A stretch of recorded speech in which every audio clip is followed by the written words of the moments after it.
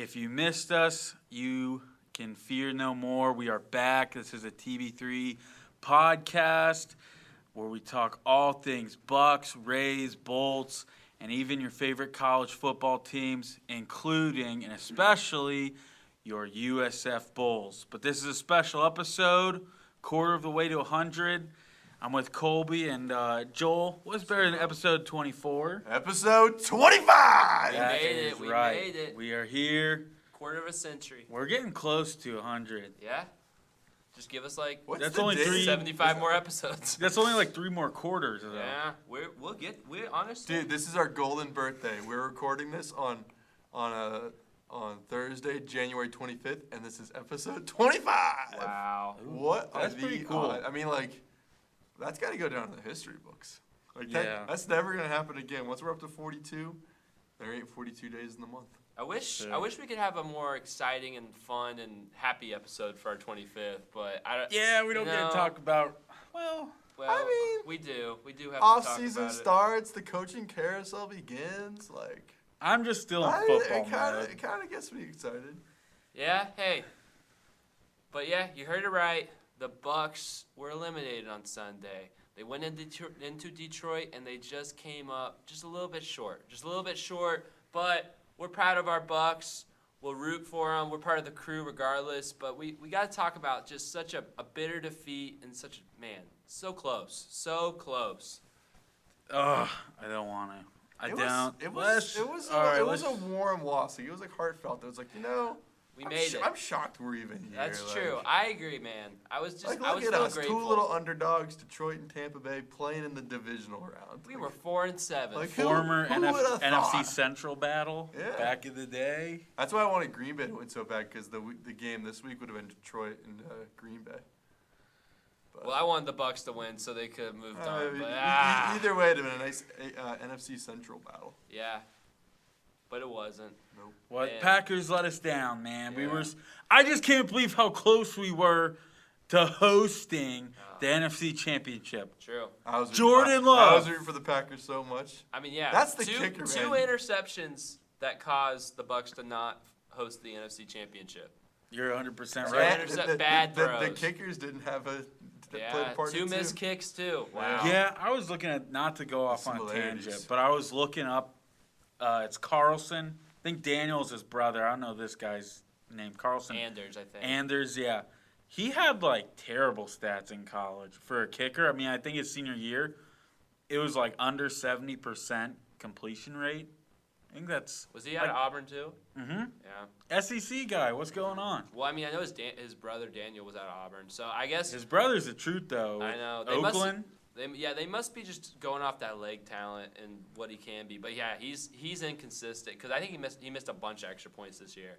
He's inconsistent. Yeah, very inconsistent. But, and Jordan Love, too. Bad I mean, throw. you talk about the Packers legends. That was a Brett Favre interception. Yeah, it was. Oh, man. Yeah, it was. Throwing it off your back foot, just sending it up on a prayer in the middle of the field. On Never first works down, out. With plenty of time left. No reason to do that. Oh, man. We don't even talk about us being heartbroken about another team because we're heartbroken about our own team. We have to talk about our own game-ending interception. Man.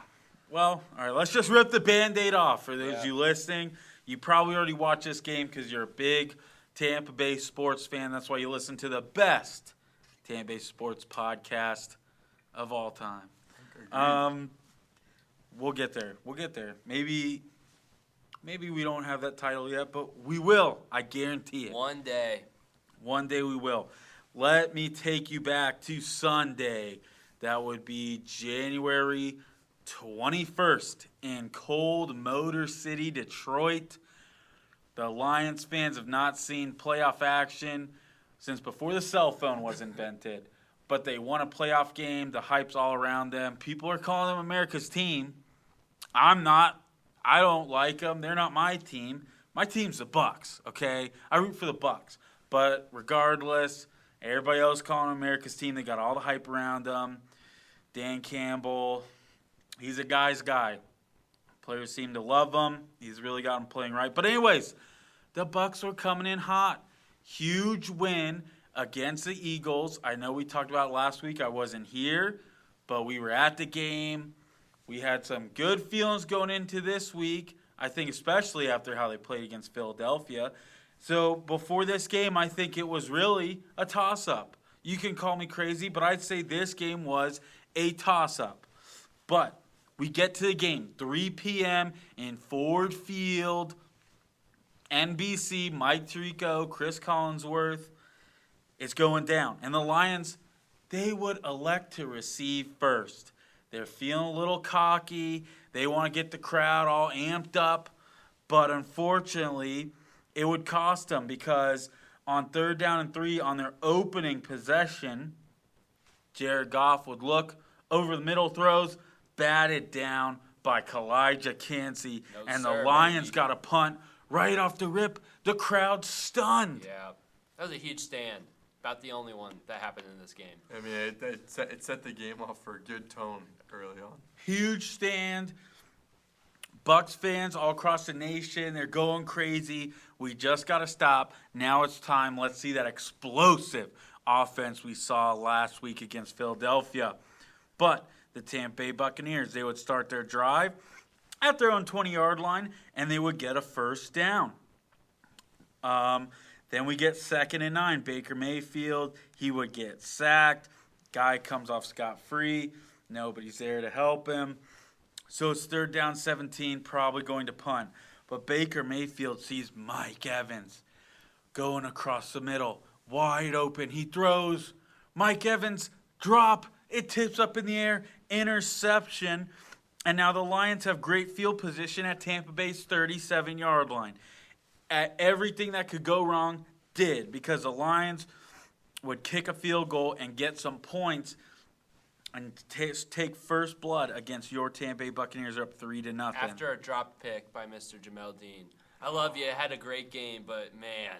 Yeah, I was counting my eggs before they hatched on that one. Like, I was cheering, and then I was like, oh, he dropped it. I would say I'm still grateful that the Bucs were only able to come away with 3. Let me be clear there. Yep. Didn't want Lions to strike first, but at least your Buccaneers held them to 3. Maybe they can score on their next drive. Well, they would go 8 plays, 50 yards down the field, but 4th and 9 or 3rd and 18 on the Detroit 34. Chase Edmonds would run for 9 yards, get tackled. They're just trying to kick a field goal, and they would do so. They tie the game 3-3. Then the Lions' next drive. Looks like they got hot off of that field goal as Jared Goff, the quarterback of the Detroit Lions, would take them down the field, 14 plays, 75 yards, eat up almost 7 minutes of clock, and they would score a touchdown to go up 10-3. The Bucs, can they answer the bell? They're able to match the field goal?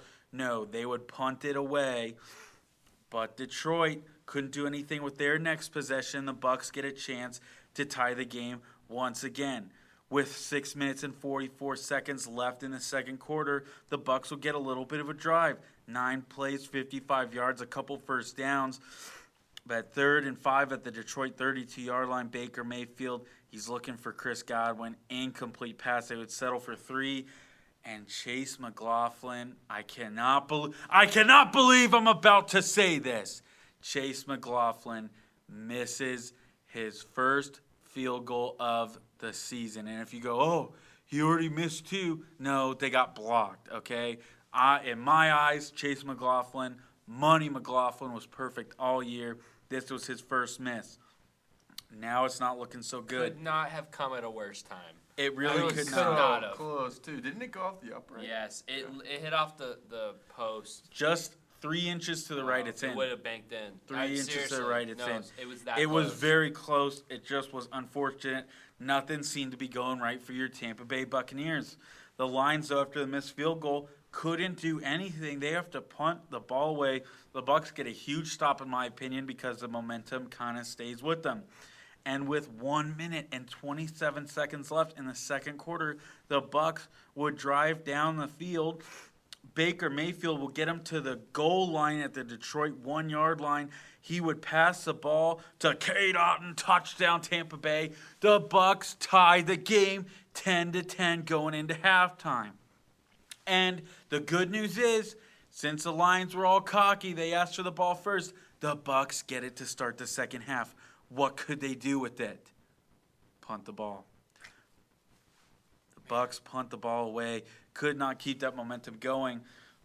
But they still are playing solid on defense, and they forced Detroit to get another 3 and out. But then again, the Bucs can't do anything. They have to punt it right back. Then the Lions started to get hot as Jared Goff, with 8 minutes left in the third quarter, would take the Lions 10 plays, 64 yards down the field. Craig Reynolds on 4th and goal. The Bucs got 3 stops. They just need that magical 4th. We know Dan Campbell likes to go for it, and it pays off. The gamble pays off. Detroit goes up 17-10. But if you know something about the Buccaneers, they're not going to go without a fight. This game ain't over. It ain't. Because your Buccaneers would get a drive of their own, march down the field, tie up the game. Baker Mayfield on 3rd and 10, looking like they might have to settle for 3 throws. A screen pass to Rachaad White. He takes it 12 yards. Touchdown, Tampa Bay. Game is tied at 17. The defense, though, starts to fall off a little bit. Detroit answers right back with a touchdown of their own, and it's now 24-17. The Bucs hit the ball 13 minutes of the fourth quarter. Plenty of time to score a touchdown. Unfortunately, they cannot. They have to punt it away. Detroit's hot, man. They were hot.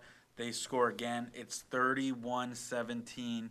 It is not looking good for your Buccaneers. They only have 6 minutes left in the fourth quarter. But would they quit? Would they quit, Will? They won't They're quit. not doing it. They won't They're quit. not I doing can it. tell you they won't quit. But if you didn't watch the game, you're looking at the time. It's 6 minutes left in the fourth, down by 2 touchdowns. It's not looking good. The Bucs don't quit, though, like Colby said. They don't quit. They march down the field, and they score a touchdown. Baker Mayfield, a beautiful laser to Mike Evans, none other than Money Mike Evans. And it is 31-23. The Bucs decide, hey, we're going to go for 2. Quite possibly the boldest move. That's a bold of move Todd Bowles. because the Bucs are saying, loved it. if you give us the ball back, we're winning. We're not playing for overtime. We're playing for the dub. I think that scared Detroit a little bit. They are the team that goes for it on 4th and goal and go for 2, but the Bucs do it. And unfortunately, they were not successful, but I do think that might have been pass interference. Yeah, absolutely. That might have been Unfortunately, pass for the interference. Bucs, you're allowed to not let a receiver come back to the football, apparently, when you play in Detroit. Because that's PI, and we'll get into it, but that wasn't the only missed call on Sunday. I'll say that. Pretty egregious. Mike Evans, my goodness. you know what type of caliber as a receiver he is in the NFL. He deserves that call. Terrible. The DB never turned his head around. That should have been pass interference all day. It's textbook. It's not why we lost, but it does make you raise It an stings a eyebrow. little bit It because raises now an the Bucs eyebrow. are even in more of a hole as they're down by 8. So now they have to score a touchdown, stop Detroit, and go for 2. Could they do it? And they had a chance because 4 minutes in the fourth quarter, the Lions get a little bit of a drive, but Tampa Bay shuts them down with 1 minute and 59 seconds left. The Bucs get a much-needed stop. Now it all comes down to one drive. The Bucs just need a touchdown. Can they do it? Can they pull off the unthinkable? They've had some game-winning drives this year. Can Baker Mayfield put the team on his back? First play at the Tampa Bay 10-yard line. They got 90 yards to go. Baker Mayfield on 1st and 10 would pass to Mike Evans for 5 yards. He gets out of bounds, though. Let's see 2nd and 5. The Tampa Bay 15, Baker Mayfield. He's looking. He throws over the middle. Intercepted by the Detroit Lions, and that would be your ball game. The Buccaneers would lose this game 31-23, and their crazy, unpredictable 2023 season unfortunately comes to an end. You know, I look at this game, and, you know, like me and Joel said, you got to feel a little warm and fuzzy about where the Bucs started, where they were predicted to be, and where they finished. And we'll get into that. We'll get into the big picture later on in the show. But when you're looking just at this game, at this 60 minutes of football, man, the Bucs, it was a game of missed opportunities. It really was. The Bucs had so many chances to win a game where, I mean, quite frankly, for a lot of this game, they were the better team. They really were. And, I mean, you just look at it. I mean, straight up, two interceptions thrown, 0 turnovers from Detroit, and a missed field goal. Bookending interceptions, To to start and to finish. Crucial mistakes, a missed field goal, also a crucial mistake, things that cannot happen on the road in the playoffs. So just a whole lot of missed opportunities is what jumps off the page here for me when it comes to this Bucs game. You have to win the turnover battle in the postseason, and we just didn't do it. Yeah, it's frustrating because I think you look back at a point in the season, the Bucs were 4-7. They were 4-7. Playing for the draft, baby. Playing for the draft, as Joel said, if you've been a listener for a long time. It was dark weeks. That wasn't even a long time ago. That was like a month and a half ago. It was. I know. It was such a crazy turnaround. That was. I mean, This season did take some years off my life. Joel was playing for the draft. Dude, I'm still playing for the draft. when Christmas season was just starting, and we're only in I January. think it was earlier than that. Yeah, I think it was around Thanksgiving. I vividly remember like the Panthers game, the first one we won. I was probably playing for the draft. You were like, I really wish we would have lost that Panthers game. We could have submitted our draft. Oh, and we would have messed up the Panthers' first pick that went to Chicago. Exactly, but instead the Bucs got to the divisional round of the NFL playoffs. Exactly, they get there, and that's even the thing. So it starts with going 4-7. You think the season's over. Well, then they get 9-8, and they win the NFC South. But it's still kind of like, well, they're not going to do anything in the playoffs anyway. Then they go and play Philadelphia. I know there was talks about how the locker room had some issues in Philadelphia. They were struggling with their head coach and some of the coaching staff, that they weren't getting along. Doesn't matter. That team won the NFC last year. They were in the Super Bowl. And for the majority of this year, the Eagles were the best team. I don't care. Those guys aren't giving up. They were still coming out there to play. And the Bucs just dominated. Just completely dominated. And like I said, I think going into this game, I really did feel confident. I really did. And I still think that the Bucs should have easily won this game. And that's probably the frustrating part. It's a battle in my head right now where it's like, should I be happy that they got there because they beat the media's expectations. They beat a lot of even our own expectations. They win a playoff game. Should I be happy they got there? Or should I go, man, they still should have won the game, and they were the better team, and this really stinks. You know what I'm saying? It's just I'm fighting that battle right with you. I'm struggling with that. I'm fighting that battle right with you, man, because like you said, we're proud. We're proud of every single person on this Bucs team. We're proud of every single person of this coaching staff. The job they did to take a post-Brady team, a team with a bunch of, crazy contracts, not a lot of cap space in the offseason, some young players, some old players, to bring them together, to make them a formidable Final 8 team. They were one of the Final 8 teams left in the NFL, and they easily could have been in the Final 4. It's impressive, but, you look at this, and another place where the Bucs lost is they had not one, but 2 opportunities in the second half to go out and take the lead. 2 opportunities. Mm-hmm. Both of those opportunities were squandered by leaving players scot-free to sack Baker Mayfield and end the drives. Those are mental mistakes by coaching staff, Baker, offensive line. I don't know who it's on. Could be on all 3. Could be on different people for different plays. But an unblocked person should not happen. That's a mistake. Just like 2 interceptions, in theory, really shouldn't happen, especially one off a drop pass by Mike Evans. That's a mistake. Missing a field goal within 50 yards. That's a mistake. So many mistakes happen, and the Bucs, man, they just easily could have just gone out on the road and just shut down this Detroit story. And because they were the better team. For most of this game, they were the better team. They really were. It's frustrating. Mm-hmm.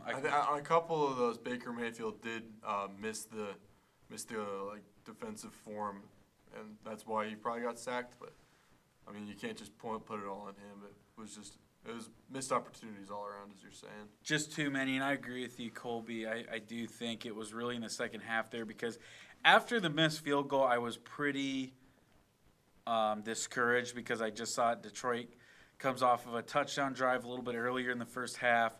Then the Bucs are trying to get something. You miss a field goal. I thought, if it goes up 17-3, it's over. It was funny it's because over. It's because we missed that field goal, and I think we were watching it together. Will wasn't with us; he was still on the wedding high. But we had about 6-7 people watching together, and at our local church.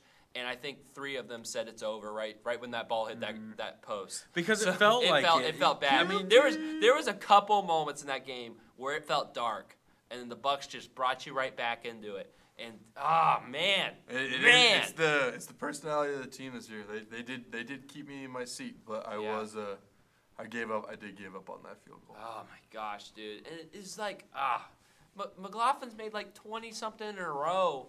It's a big stage, man. You gotta understand. Oh my gosh, man! I think we should dive on into it. I think we maybe start offense.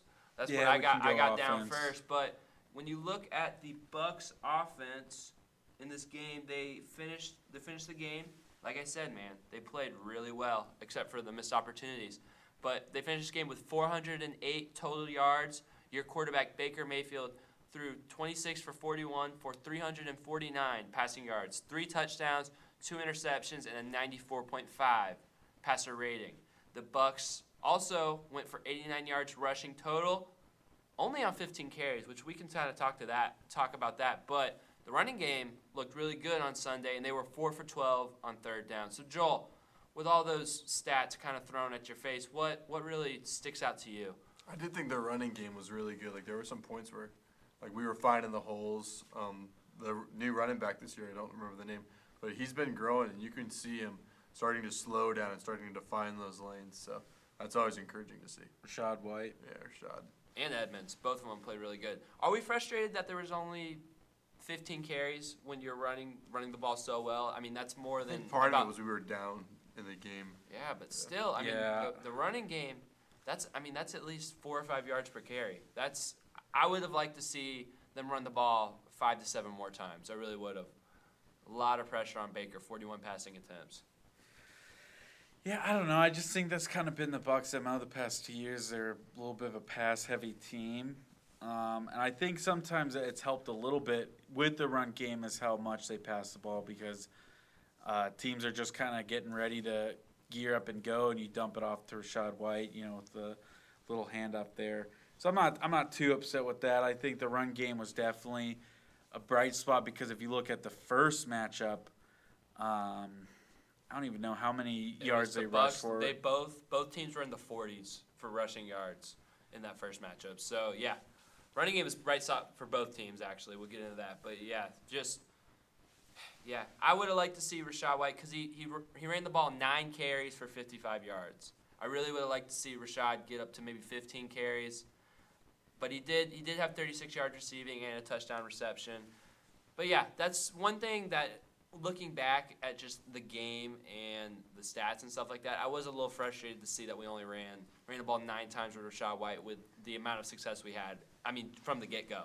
Yeah, I just think with the pace of the game and how dangerous the Lions' offense is, I think you just kind of can't force it. You got to make some plays at some point. And I think especially when you start getting so dormant there in the third quarter, at that point you're getting down 2 scores. It's kind of too late at that point. You got to start passing the ball. Yeah. You can't rely on the Fourth quarter run game anymore. was pass only. That is one of those things where running is a luxury. It's like running is for the team with the lead that can eat the clock. Mm-hmm.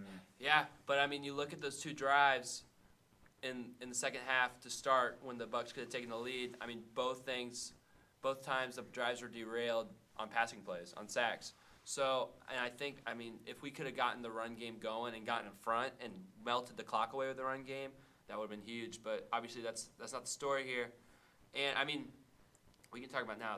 A huge story about this game, probably one of the biggest downfalls of the Bucs offense this Sunday was they allowed Baker Mayfield to be sacked 4 times for a net loss of 30 yards. Can't happen. Really can't. And I think every single sack was a drive staller. And took us out of field goal range. Yeah, that happened twice. I think twice a sack took the Bucs out of field goal range. So, I mean, like we said, just mistakes. Mistakes.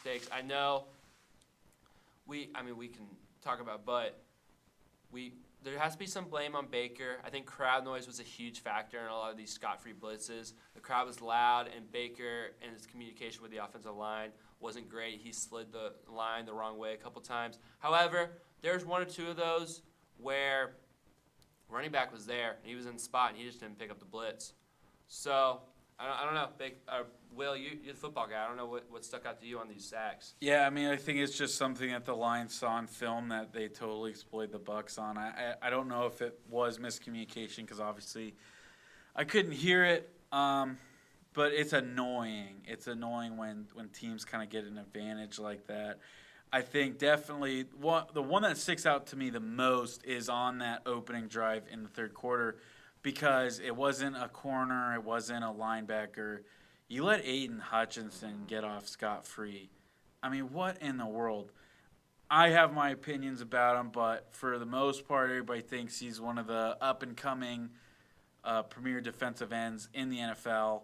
He's a first-round draft pick for the Lions last year, and he's a popular guy. I just don't understand how you make that mistake. And I truly don't understand even them making the mistake because – come on now. I mean, unless the Lions must have been disguising their defense or something because I don't understand how you make that mistake. Maybe someone was too busy doing interviews for another team and kind of missed up some tendencies they were giving away. If you're Luke Gedeke, I don't know why you're sliding down there. Exactly. That's what I'm saying. It makes no sense. It doesn't make any sense. And I don't – that makes me kind of believe it's got to be on Gedeke because there's no way you're sliding off a defensive end like that on a pass play. So I think that to me that seems like miscommunication. Gedeke thought it was a run play. He had the wrong play. He had the wrong protection. I don't know, but it makes no sense for Baker or for Canales. Even if Canales didn't even do a minute of game prep the entire week, I think he knows not to leave Aiden Hutchinson unblocked. So I think that one, it seems like that one's on Gedeke, but I don't know. Rashad White didn't do any good blocking in this game either. Like I caught that a couple times. It was like, whoa, that guy ran over like he was a kid. Got coughed by the turf monster. Did. But I think it's frustrating too because the Lions backs are so good at picking up blitzes, and Rashad White couldn't pick up a blitz to save his life. That's a huge difference from a team that's going to the conference championship and a team that's not making it there. Is the running backs for the Lions, a blitz-heavy Bucs team, they were picking up the blitzes, and the Bucs running backs were not doing a good job doing it on Sunday. Yeah, they're young. Well, not there. More of Rashad White. He's a young guy. It's his second year in the league, so that's just the next thing he's got to work on. I think probably at the end of the day, I'm going to say it was probably something that defensive coordinator Aaron Glenn had. It must have been some kind of disguised defense that the Bucs were not ready for. Because you got to think the Bucs saw them once before. They know what clearly worked against them the first time. So I would lean to the side of that. It was more of a Lions adjustment than a Bucs mistake, in my opinion. Probably could have been both. I don't know. None of us were there in the huddle, but I'm going to go with it was more of the Lions figuring something out that the Bucs were not aware of. And that's where you really wish the in-game coaching could change something, but again, it didn't, and that's why I say on this show, I just don't know about this coaching staff. Well, that guy's gone, so. Yep, and we'll get to why that. We say good riddance. I don't know. Yeah, and like we said, Rashad White's young, but he's such a good pass-catching back that we need him on third down, and we need him to be able to block and chip people. That's got to be something that he needs to learn over this offseason and get better at because he's such a good receiver. He's such a good check-down option on third down that you need to be able to keep him in to block because you need him on the field. He's one of our best players, pound for pound on the team. We need him on the field, so we need you, Rashad White, to get better at picking up blitzes and chipping people and doing all that good stuff. Because we need you. We need you a lot. Which I have good faith in. I do too. How's his size as far as like a running back goes? Like, is he on the bigger side of it? He's not small. He's not a small running back. running backs vary, they man. tend to be small, but as far You look as, at does he have Derek. potential to be a good blocker with his size? He should have no problem. I mean, some of the best running back blockers ever are small guys. Yeah, it really doesn't matter. Yeah. I mean, you look, there's Derrick Henry on the Titans, and then there's also Deuce Vaughn on the Cowboys. Like, there's really no in between. They're all strong. They're in the NFL. They all should be able to block. I mean, Rachaad White is no bigger or no smaller than David Montgomery, and Montgomery was mauling people inside of on blitz pickups. So, yeah, he has all the intangibles to be an amazing running back, and we just need him to get that blocking down. On a more positive note, Mike Evans might have gone out strong, or maybe he's coming back with a vengeance. But Mike Evans in this game, after a costly drop to start and us being like, Mike, what is going on? He completely redeemed himself. He brought me back on his side, and he finished this game with 8 receptions, 147 yards, and a touchdown. So they're really, I think everyone said it. Baker said it on the sidelines. I know the commentators, Tirico and Collinsworth, were saying it, but Detroit had no one that could guard him, and the Bucs took advantage of it. Yeah, Mike Evans has been solid this whole year. I don't know what was the case with the drops in this postseason. He's had the dropsies for his whole career. I'm just saying, as a team in the playoffs, it was pretty egregious. Yeah. Both I think it's been getting worse. And it was even on defense, too. Got to hit the jugs, guys. Got to hit the jugs machine this offseason. But, yeah, what can I say? Let's just save that for in a little bit when we talk about free agents. Mike Evans is an enigma. That's what I'll say. We love you, Mike. I mean, seriously, the catch he made on that sideline on that drive for the touchdown, like before halftime, was probably one of the most incredible catches I've ever seen in my life. That was a crazy adjustment. That was reminded me how fun playoff football is. Yeah. Mm-hmm. And he just makes it look easy. That's the crazy thing. Yeah, and it's like, how are we not catching this easy drag route, but you're sliding, twisting, and catching it over your shoulder? He wants to be on the ESPN top 10. It doesn't make any sense, but he's like, the cameras are here. We're more than used to the Mike Evans enigma here in Tampa. But it was starting to feel like it was just going to be drops the whole postseason. But he made up for it. He made up for it. If this is his last game, he went out good, man. He had a great game. He was the best Bucs receiver on the field ever. One more highlight reel. Yeah, one more. I mean, I think he's always. I don't know, Mike. I wouldn't call Mike a playoff performer ever. I think he's been decent. Like, I wouldn't call him a choker. But I wouldn't call him like he elevates his game in the playoffs. I think he's just consistent. That's why I think from week 1 to the Super Bowl, he's always the same. And he's always going to give you his best efforts. So. Yeah, and then like we said, Rachaad White almost went for over 100 yards total. Do we got any specific thoughts on this Baker Mayfield game? He kept you in it.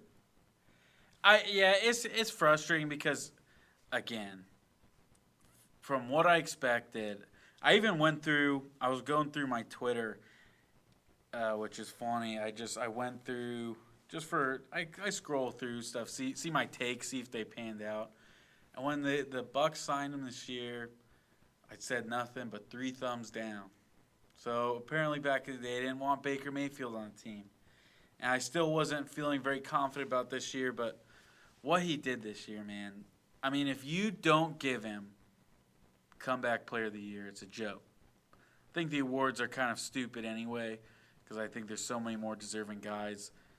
But, I mean, what a turnaround. And what he did for this Bucs team to get them over the Brady hump, to get them at a point where it's like, okay, this went from a team in cap hell with no future to now you got something to build upon. Really, you really do. You have something to build upon. I think I'll add on to that in a little bit when we break some news for you guys.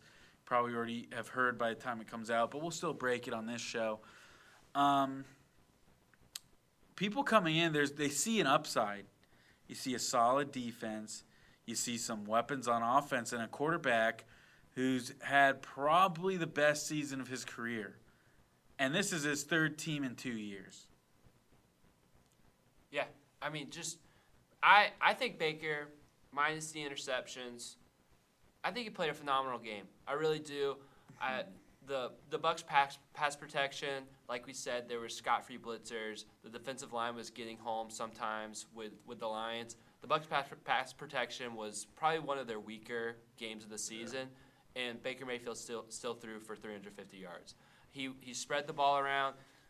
Cade Otton was a great emerging thing. He found Cade Otton. He found Mike. He went to the right reads. He dumped it down.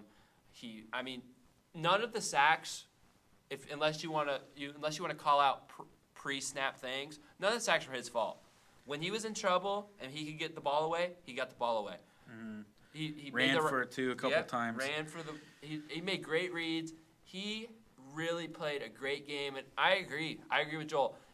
I think he was the number one reason the Bucs were in this game. Yeah. He really did more than enough to win this game, and it's just unfortunate that a mistake by him is what finished the game off.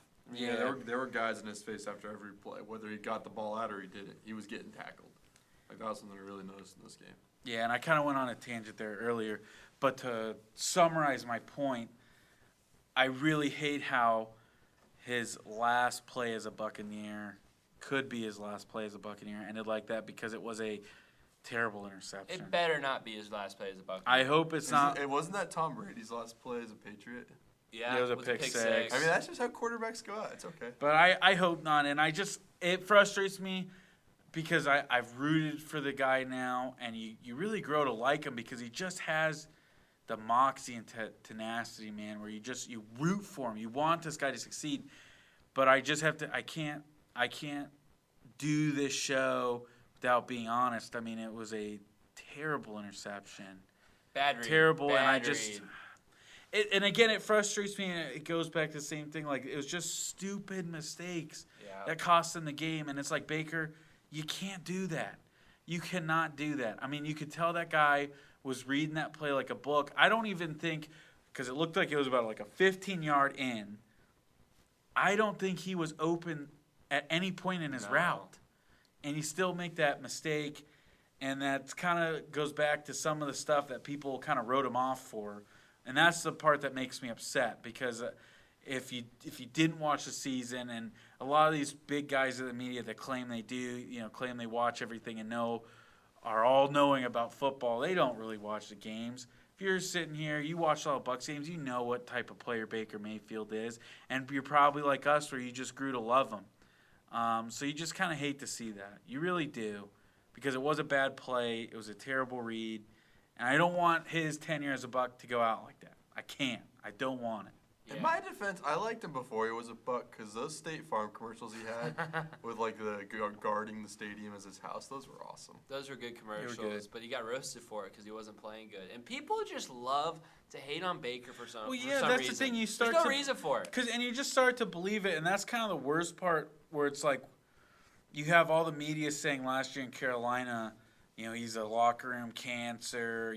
He can't – because they brought in Darnold and Baker to kind of compete for the job, and it was all the talk like, well, Baker can't be number 2 because he'll be a locker room cancer, and you don't want that. And then it even kind of carried on into this year where it was like, Baker can't be number 2 to Kyle Trask.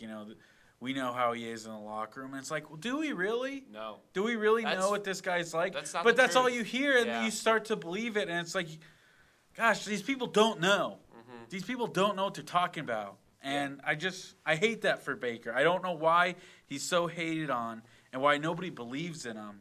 It makes me so mad.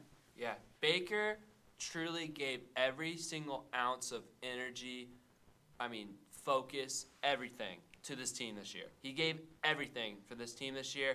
And if the Bucs aren't able to re-sign him, it's a shame. It really is. It's a shame. It's a perfect situation for both sides. It's a quarterback that can take you where you need to go. I truly believe that. From what I've seen this year, you give him a little bit more protection. You give him some new toys. You let him – you're going to have to get a new offense. We'll break that later. But you let him stay on the same team with the same receivers, with mostly the same group. He can take you to the promised land. I truly 100% believe Baker Mayfield can win you a Super Bowl if you just believe in him. And if you give your all to Baker, Baker 100%. will give his all to you. And that's what he's done with Tampa. And I hope the Bucs re-sign him. It would just be a shame if they don't. Yeah. I mean, money. It's all about the money. Like if he's willing to sign a reasonable contract, which we think he is. Like he's a nice guy. He's genuine. He likes the area. So it's reasonable to think that he would sign. And a reasonable contract can still be $30 million a year. Like, you know what I mean? It's not like he's going to be coming in for chump change. For food. Yeah, like he's going to get paid. Like, no doubt about it.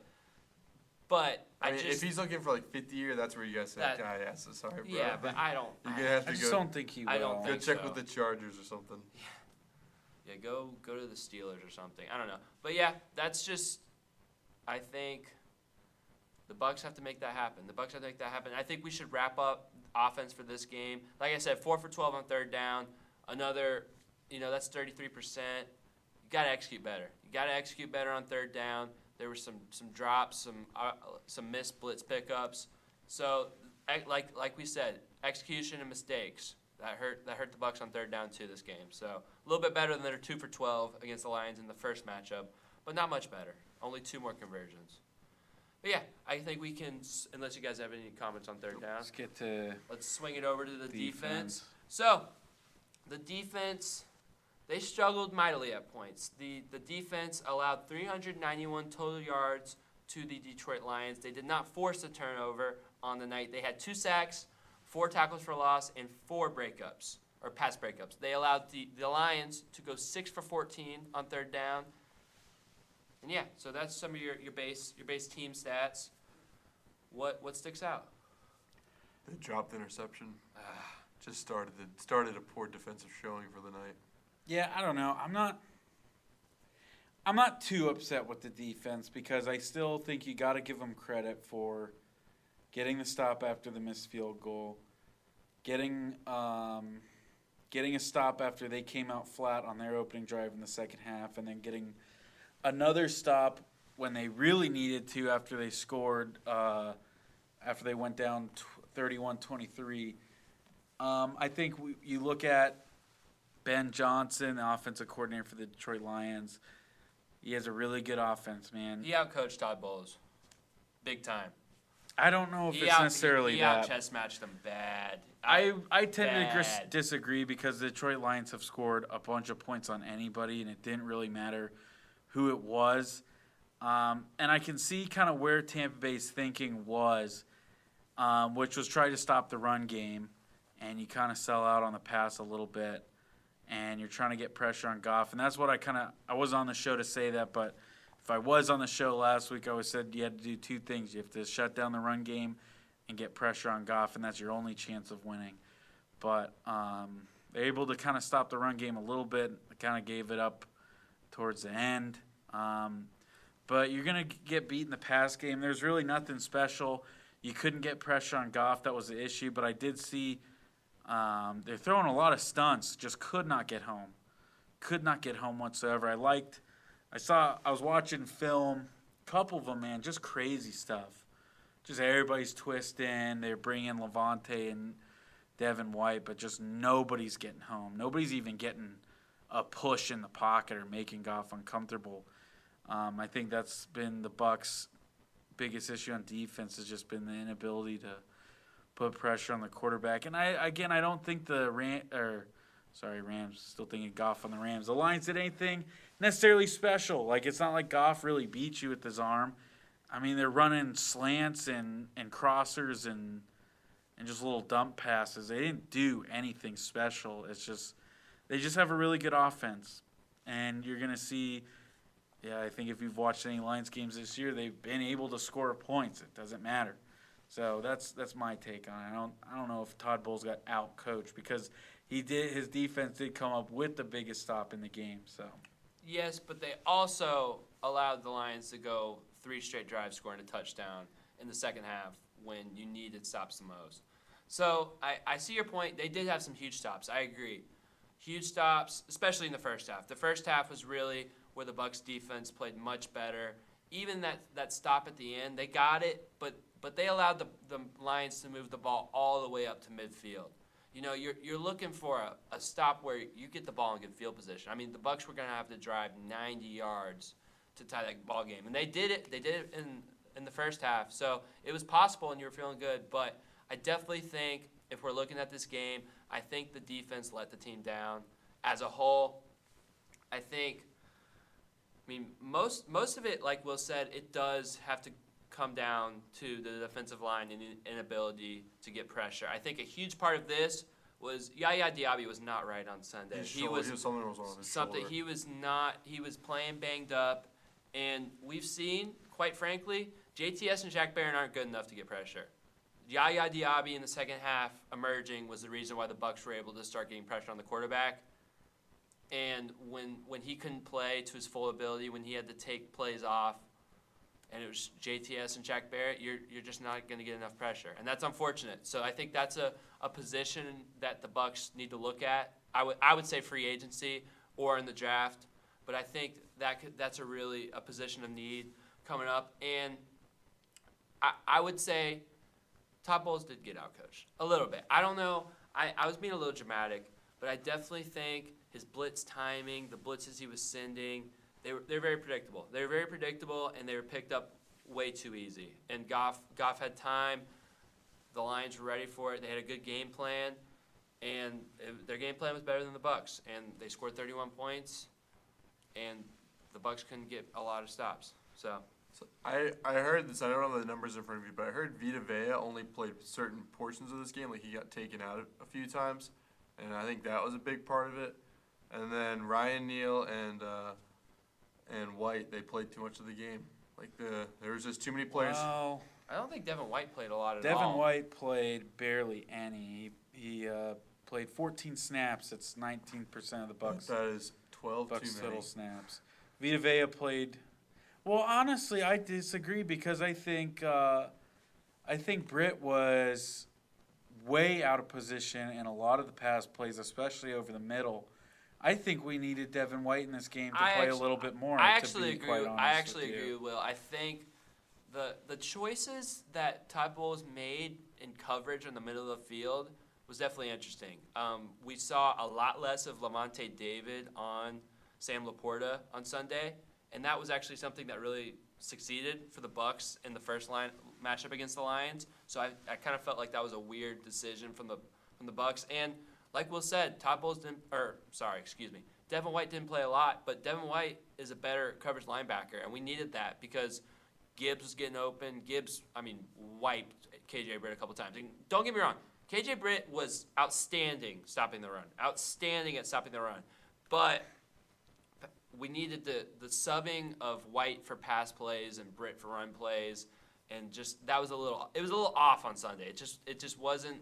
Todd Bowles wasn't cooking up the right personnel, I would say.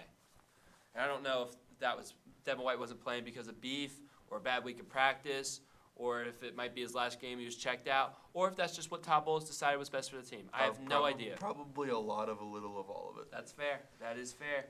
And then we just didn't play man coverage in this game. Like, I thought that was really what was missing. Like, zone wasn't working. It was something we never adjusted to. I was like, when are we going to start playing man? And we stuck to zone, and I think it hurt us. Yeah, I agree. And I mean, it's interesting. I think they were playing a lot of different coverage schemes, trying to find something. But, I think the bright spots of these games came on the outside. I think Jamel Dean and Carlton Davis were outstanding on Sunday. I really do. Jamel Dean was the highest graded cornerback in the divisional round by PFF. He was at a 90 grade. That's out of 100. That's spectacular. He ended the day with 5 tackles and 3 pass breakups and almost an interception.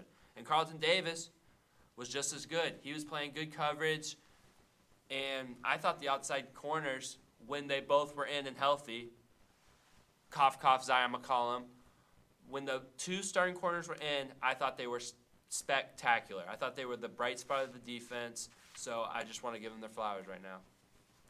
Yeah, they played good, man. I got to give them credit. Not happy with Zion McCollum. I don't know. Everybody's saying he's the most improved Buck this year. I tend to strongly disagree because I just think in too many big situations, he's out there on the field, and you like to have him get that experience because he's a super young guy, but it's just too many times, not only in just the Detroit game, but so many times, big moments costing us plays. So, yeah, I can't Really don't like how he played. Jamel Dean, of course, played really well. I just think still at the end of the day, you ask these guys to do too much. You ask these corners to do too much. When you couldn't get a lick of pass rush, you just can't. And I think you're gonna have to see some changes. And I think it starts up front with your big name guy, and that is Shaq Barrett. I think, where was this guy? I mean, outside of, I hate to do this, but outside of his interception against Chicago, where was Shaq Barrett this whole year? It's almost like he didn't even play. You got guys like that. He's a leader. He sets the Bucs franchise single season record for sacks. Gets a big contract. I know he had an Achilles injury, and he's coming off of don't get me wrong, a horrible offseason. Unimaginable. But at the end of the day, he's still a Buccaneer. He's still on the team. You got to have production from that guy because you already don't have production from Joe Tryon-Shoyinka. I mean, these guys were just non-existent the whole year. And it's just so frustrating. I think Vita Vea too, man. Where is that guy? I know he's more of your run stuffer, but where is he, man? It's been like the past 10 weeks. I mean, you wouldn't even know if these guys are even playing. Hands up more, but I feel like he didn't do that much this year. Doing nothing, man. I think Vita Vea, he was stuffing things. He was taking on blocks. I would lay it off Vita Vea a little bit, but I would go full throttle. I don't know though, but what has Vita Vea done? I can't name you a big play he's had in the last 5 weeks. I mean, he stopped to put tush push against. That was his That's a full team effort. Okay, but I pulled this up, but Shaq Barrett played 16 games this year, 4.5 sacks, 30 tackles, 3 forced fumbles. That's not enough, man. That is. I mean, Shaq Barrett. I would give him the rest of his life to deal what he dealt with this offseason. I agree. So. I get that, and that's why I hate. It's a tough predicament to talk about because you know what he went through, and it's so horrible. But again, at the end of the day, it's a business. Yeah. He is still an employee of the team we root for, and you have to see production, especially with our cap issues. Yeah. You can't bring that guy back and pay him a big contract. You can't do that because you're not getting any production. And it's like I said, man, no Yaya Diaby means no front four pressure for the Bucs. I mean, the pressure we got was from rookies. It was Kalijah Kancey and Yaya Diaby. When we're going on our winning streak, that was the guys getting pressure. That was the people turning around this defensive line. And I'll give Vita Vea some slack. I understand he could do better. He's an all-world player. He could do better. He did not have his best game on Sunday, especially on that fourth down play where he got mauled by the center on 4th and 1. Yeah, and everybody's calling it a hold. No, he got mauled. That's exactly right. Everybody's like, oh, he got held. No, he got stood up. Yep. He got stood up. That's your big monster nose tackle, and he got stood up. I was really disappointed in him on that play, especially because their center is really good, but he was hurt. He was hurting. So I was disappointed in him on that play. But I mean, the whole season been disappointed in Shaq Barrett and JTS, and I understand the Shaq Barrett thing, but JTS has no excuses. He's been a solid run stuffer. This was your prove-it year, too, man. This was your prove-it year, and you've proved that Yaya Diaby deserves your spot and will probably go in the draft to get another guy. Because Jared Verse time, baby. I would love that. I would love that. Or what's the guy from UCLA? Hey, man, Tual. Oh, that dude's a dog. Dude, Brian Burns is a free agent. I'd take him. Oh, take him off. I forgot about that. Yeah. Oh my gosh! Please, I would love please, that. Buccaneers, give me Brian Burns. That would be a huge. But he can't wear 0. Hey, can we pull out a 00 for one of them? That'd be cool. Yeah, who knows? But yeah, that's very disappointed. I think defensive line, other than Kalijah Kancey, really disappointed. Really disappointed in those guys. Impressed with the corners, and also impressed with Levante David. Levante David and what might really be his last game, because he might retire. He hinted that in his Instagram post this week for his birthday. But if this is his last game, boy, oh boy, did that guy go out on top. He had 13 tackles, a sack, and 2 tackles for loss. I mean, just all year, this guy has just been such a workhorse at his age, his experience. He's been playing high-level football for so long, and he's still doing it. And he kept doing it. He was outstanding Sunday, outstanding all year. Levante David, if this is your last game as a pro, you are a Bucs legend. You're one of the greatest Bucs of all time, and I have nothing but the most respect you can have for someone who plays football that you don't know. What a season he had, man. What a season. I hope this isn't it. I want to give him like the proper goodbyes, Yeah, I'd like to see him get a farewell tour. I want a farewell tour. He doesn't seem like know. a farewell tour Yeah. guy. I almost though. want him to retire because he didn't even really slow down last year. Like, he really didn't take a step back. But I kind of expected the way it seemed like he signed a 1-year deal. He's taking a sweetheart discount. You kind of thought, okay, probably not going to get a lot from him. This is his farewell tour. And then he has a monster year. I mean, top linebacker in the league still. I could even argue he might be number one, outside of maybe Fred Warner. I mean, what a season this guy had. So I almost think, as much as I hate, maybe you wrap it up now. Go out on a high note. If he goes Don't out on show top, anybody you yeah. slowed down. Go out on top. I honestly wouldn't mind if you retired. But I would love him to come back. Of course, because me he's too. awesome. But It's the same way I feel about Derek Brooks. It's like, man, I'm going to be sad. And it's like, we didn't quite get to say goodbye to Derek Brooks, so it will be the same way. it would be nice to, if he announced it was his final year, I would love to have him have like a farewell tour, like a proper one, because he's a top 5 Buck of all time, at least a top 10. Definitely top 10. No questions. We could do that in we the got dark it. days of March. We're gonna do that one We on got some February February and March 25th. episodes. Yep. We got some February and March episodes coming for you and some funky, fun topics. But, yeah, Levante David, amazing. Like you said, KJ Britt was not great in coverage, but he was great in the run game. 12 tackles, a tackle for loss. Yeah, I mean, like we said, Bucs lost the third down game. 4th for 12 for them, 6 for 14 for the Lions. But that's more of a wash. It's close. You feel all right about it. But It wasn't terrible. It wasn't as bad as the last game. What was Ryan Neal doing on that one play? That was bad. Bad missed tackle. I'm not He gonna actually- keep going without bringing that He up. is the least valuable player. I'm not gonna lie. Like, He I actually, don't know other that- than that play, he actually played kind of good on Sunday. But that Well, play what was really was bad. that, man? Like, what are you Yeah. doing? Well, he just, yeah. And then His he- controller died. Well, yeah, like you're like a small little safety and you get juked out by a tight end. Like that's bad. Yeah, he won't be up. He won't be back. I'll let you know that. guys. Nope. No. Unless he wants to take like Detroit brought out the worst of him this year. Yeah, but Ryan Neal was decent. He stopped the play before the 4th down touchdown. Man, just. Should I have had kept. so much hope for that guy. Really did. Should have kept Jordan Whitehead Should or have kept Mike Logan Edwards Ryan. or all of them. Would have loved. Yeah. Mike Edwards, dude, I forgot about him He's too. balling in Kansas City. Yeah, man.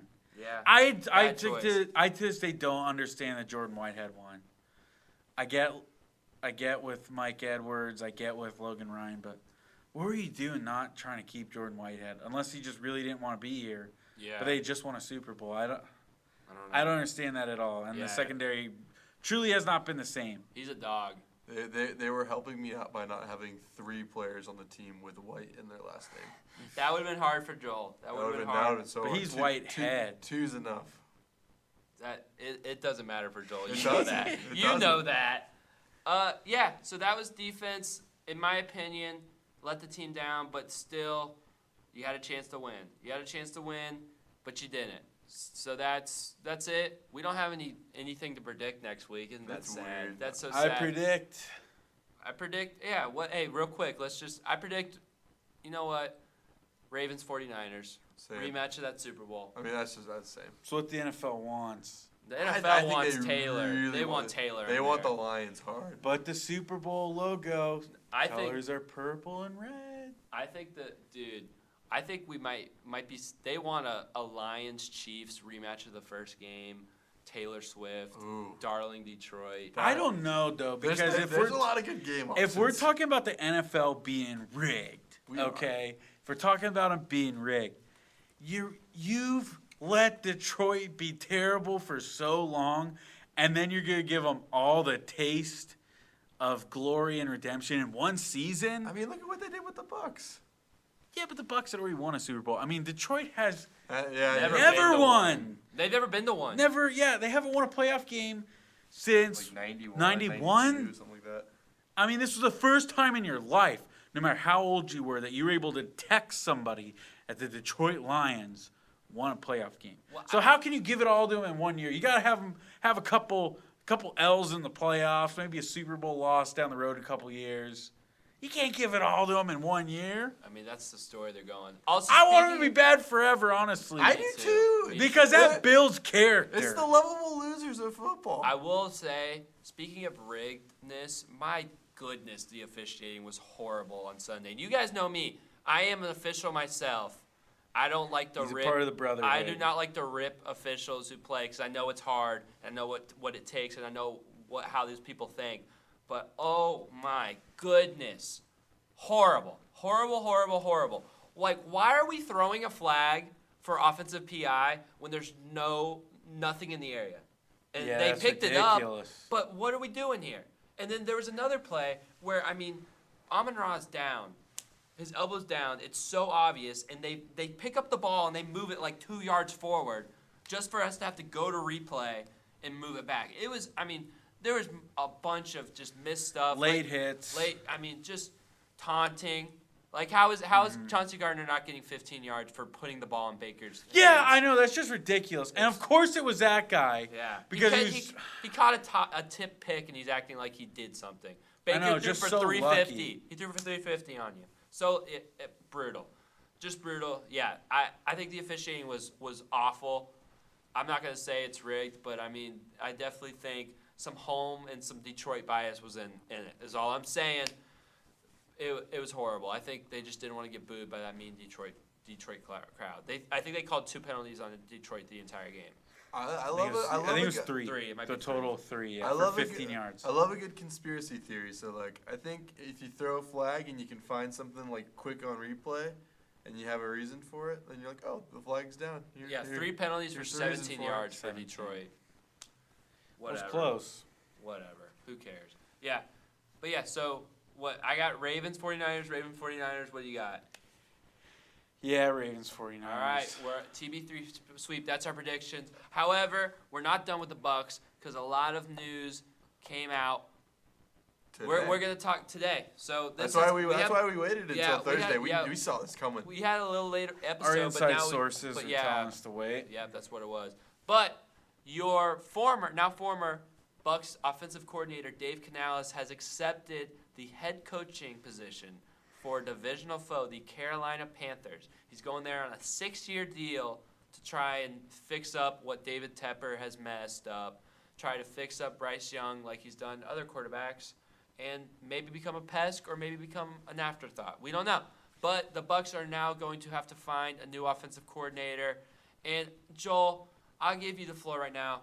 Does the Bucs having to find an offensive coordinator, because this is something a lot of fans are saying, is Todd Bowles not having an offensive coordinator mean the Bucs should kind of just go fully and get rid of him and wipe the slate clean?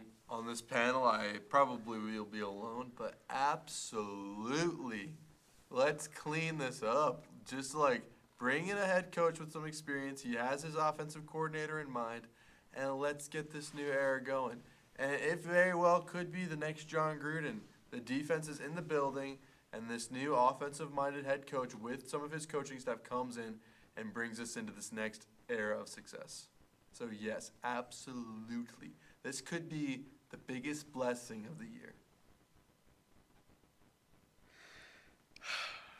You want to go first? You got it. I mean, I don't care if I'm I alone don't- on it. This is from my heart. This could be good. I don't see how you could say that after what happened. I Dude, don't. it's the Eagles. They sucked. It doesn't matter. They're one of the That's most still- talented teams in the They NFL. are. care. They still had one of the better defenses. I wanted to say this season was the 2011 Tampa Bay Rays fighting against the Red Sox the whole year. And what happened? The Red Sox stunk, and the Rays got into the playoffs. What happened to the Rays the next year? They were very mediocre and didn't even make the playoffs.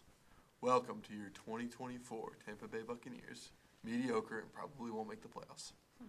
Already negative. We're not even close to that yet. So Well, if we get a new coach with a new mindset, maybe we will.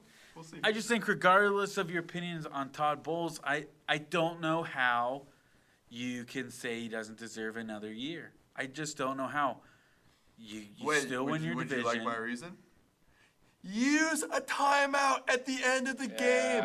Come on, Todd Bowles. This is like year 6 of head coaching. Use your timeouts. All right, I'm done. That was a bad look. I'm not gonna lie. All right, continue on your reason why for Todd Bowles to deserve. I'm all about Todd Bowles coming back, but not calling a timeout.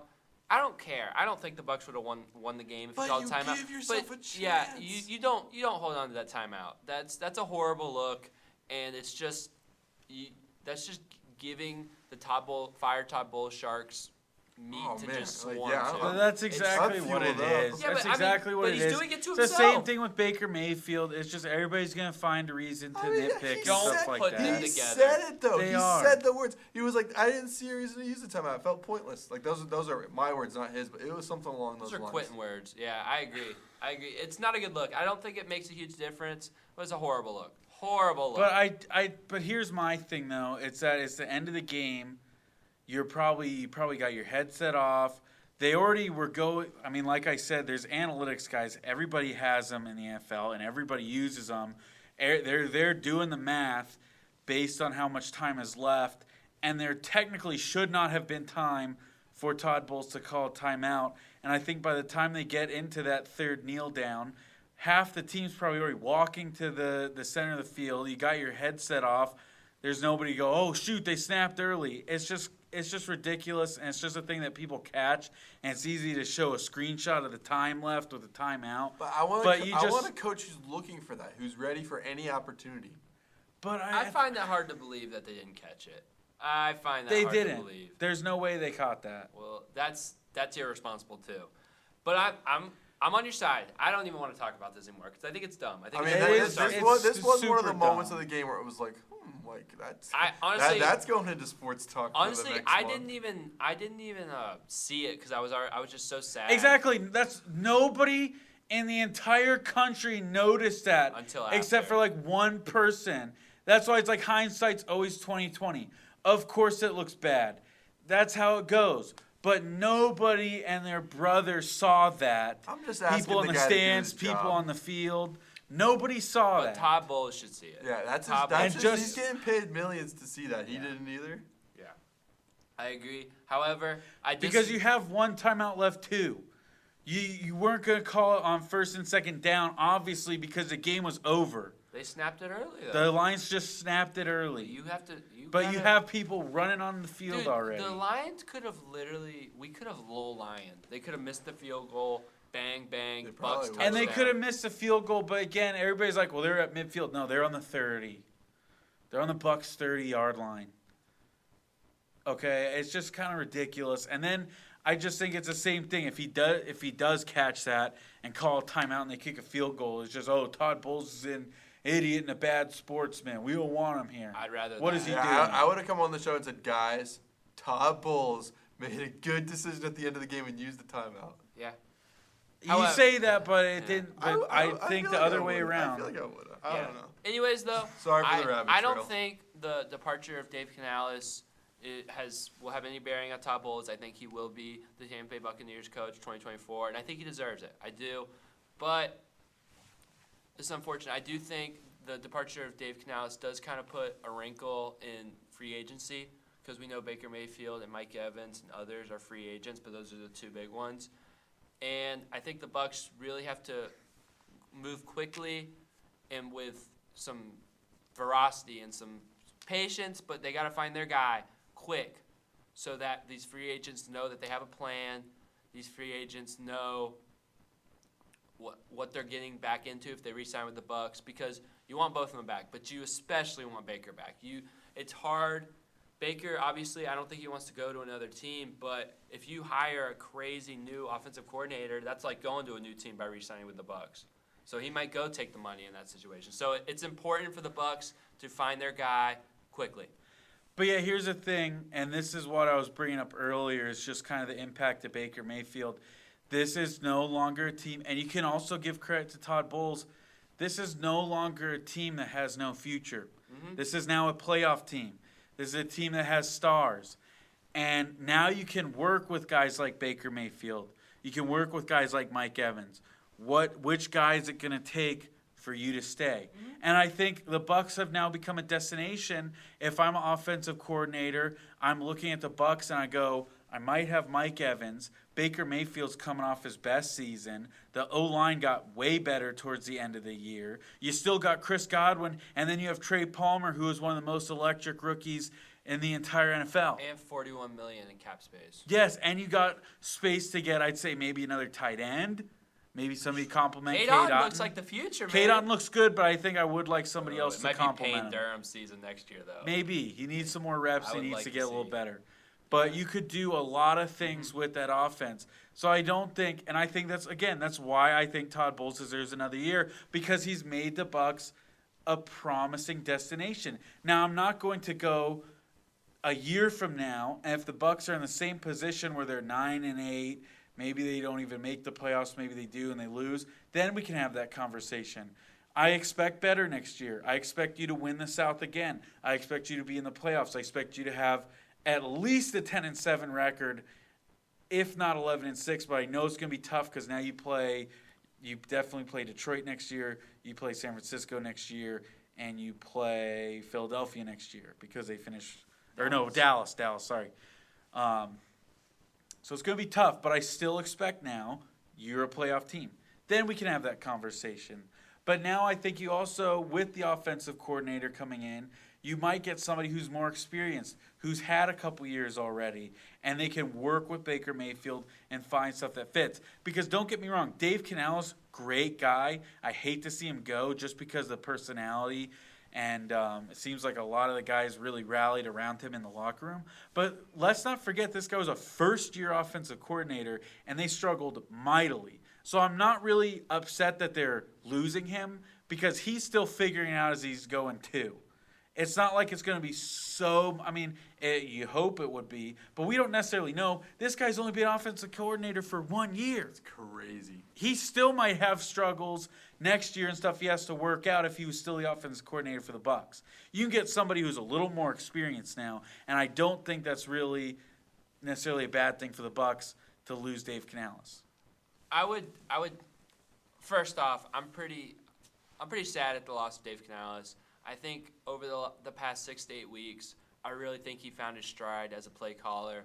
I think some of the concepts and plays and the selection to kind of revive the Bucs run game, to revive Baker Mayfield, which he's done now 2 years in a row. He's kind of revived Geno Smith and revived Baker Mayfield. So he's done a great job. I think he's going to do a really good job with Bryce Young. But I think he really found his stride. There were some kinks early in the season. I agree with Will. A lot of some games where the play call is just like, what are we doing here? Bad route trees, too many runs, too many passes, stuff like that. But, you look at some of these games down the stretch. Jacksonville, Green Bay, Philly, the Atlanta game. These were master classes of call. Even this game, I thought he called a great game on Sunday. Even this game. These were really, really good play call games, and I think he had really found his stride. I know there was that hiccup in Carolina, and the week before. Yes, and that was 4 turnovers though. I think that one. But they were still super dormant that entire game. Could not get anything going. But 4 turnovers. But yeah, I agree. There was two hiccups. And those are 2 games that you needed to win at least one, and he almost pooped the bed on both of them. Yeah, he did. Do I think it's all over that he's gone? No, but I do think he had hit a nice stride, and I would have liked to see him be the offensive coordinator next year. But he's not. Personally, I wouldn't be against getting an offensive coordinator with some experience, but I kind of would like to see the Bucs look in-house. And their quarterbacks coach, Thaddeus Lewis, he was a backup quarterback in the NFL for a bunch of years. He's young. He's 36, I believe. And he was the quarterbacks coach this year. He was with Baker Mayfield a lot. You see the pictures of him on the sideline with Baker and the videos, him and Canales and Baker. And he was offensive analyst in UCLA for some years. And he's also he's starting to make that career trajectory to offensive coordinator, as the Las Vegas Raiders have already reached out to him for their open offensive coordinator role. So I think he's ready to make the jump, and I think I would like to see the Bucs kind of roll forward with someone with the same philosophy as Dave Canales.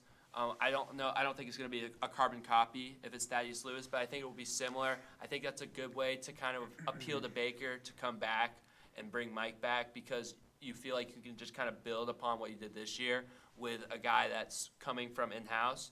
So for me, I think I would like to see the Bucs just promote Thaddeus Lewis to become the offensive coordinator.